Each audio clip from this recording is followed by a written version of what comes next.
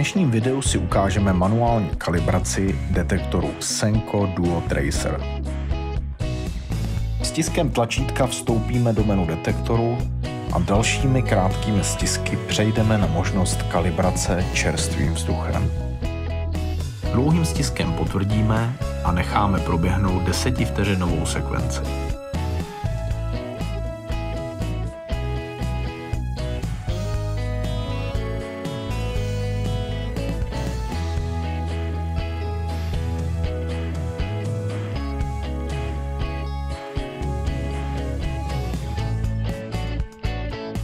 Písmena SU neboli Success, česky úspěch, značí úspěšné provedení kalibrace čerstvým vzduchem.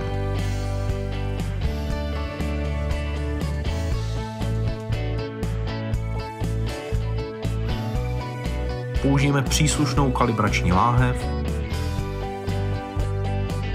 a kalibraci plynem spustíme stejným způsobem jako kalibraci čerstvým vzduchem. Tedy dlouhým stiskem tlačítka, přesně tak, jak vidíte na videu.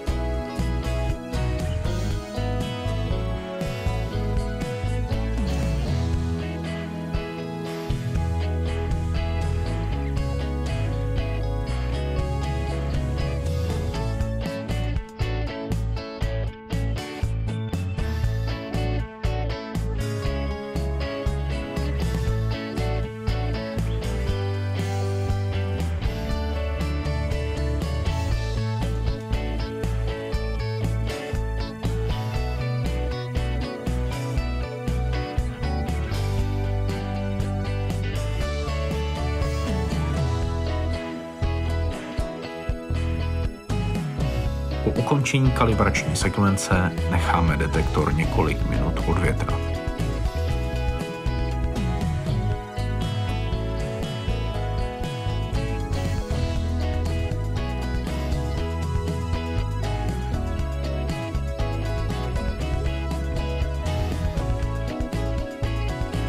To je pro dnešek vše.